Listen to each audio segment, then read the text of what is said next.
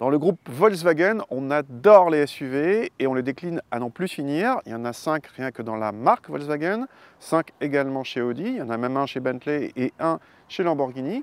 Il y en a 2 chez Skoda pour l'instant et il y en avait 2 jusqu'ici chez Seat. Maintenant 3 avec ce Tarraco, donc c'est le plus grand de la famille Seat qui vient se frotter au Tiguan Allspace, au Skoda Kodiaq mais aussi au Peugeot 5008. Techniquement, c'est un ATK rallongé, mais en fait, Seat le positionne différemment, plus haut de gamme aussi. Il y a une calandre qui est différente, il y a un bandeau rouge entre les feux arrière, et il y a un intérieur qui est positionné plus haut de gamme. Du côté des motorisations, il y a des blocs 150 et 190 chevaux en essence comme en diesel. Les 190 chevaux sont obligatoirement associés aux 4 roues motrices et à la boîte DSG. Notre 150 chevaux essence, lui, est uniquement disponible en boîte manuelle et 2 roues motrices. Et notre modèle d'essai est en finition haut de gamme, Excellence. La planche de bord diffère en plusieurs points de celle de l'ATK, aussi bien autour des aérateurs que pour l'écran central plus grand et placé plus haut, et pour le combiné d'instruments. L'ATK n'a pas à rougir de sa qualité de présentation, mais le Tarraco est plus flatteur et cherche à se montrer plus premium. Le combiné d'instruments numériques est en série sur toutes les finitions, et notre modèle d'essai haut de gamme en rajoute avec un insert décoratif façon bois, un toit vitré panoramique et un équipement complet. La molette au bas de la console centrale commande les modes de conduite. À l'arrière, il y a beaucoup d'espace lorsque la banquette est reculée, et celle-ci est fractionnable, rabattable et coulissante en 2 tiers 1 tiers. En revanche, les places du fond sont étriquées et ne pourront servir qu'en appoint, et l'accessibilité y est très moyenne.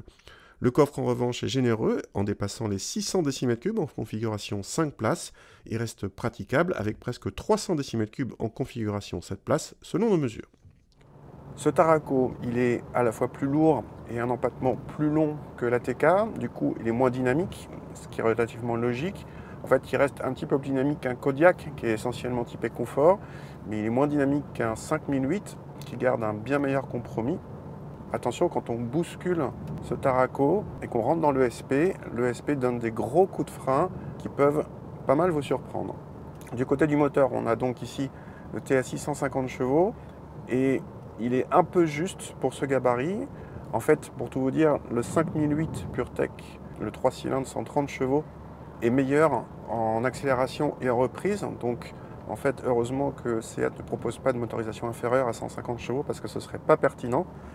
Malgré tout, il y a une bonne douceur d'utilisation et évidemment, les 150 chevaux sont largement suffisants au quotidien. Malgré tout, en charge, on se dit que ça doit être vraiment juste. Donc, on vous conseillera plutôt la version supérieure de 190 chevaux qui convient sans doute beaucoup mieux à ce Tarraco. En consommation, un grand SUV, comme celui-ci avec un moteur essence sans hybridation, se montre forcément glouton. En l'occurrence, il consomme sensiblement davantage que le 5008 PureTech 130 qui est pourtant plus performant. Le malus écologique de plus de 1000 € annonçait de toute façon la couleur. En tarif, le Tarraco débute à 33 000 € avec cette motorisation, la moins chère de la gamme. C'est nettement plus cher que le Kodiaq d'entrée de gamme qui débute à 27 000 € avec le même moteur, mais un équipement moindre. Idem pour le 5008 PureTech 130 qui commence à 28 000 €. Mais le tarif est trompeur car le Tarraco est bien équipé, même avec l'entrée de gamme Style qui offre par exemple de série une climatisation automatique 3 zones, la caméra de recul et le freinage automatique d'urgence. Cette finition nous paraît d'ailleurs mieux placée que le haut de gamme Excellence, presque 4 000 € plus cher alors que la première est déjà bien dotée.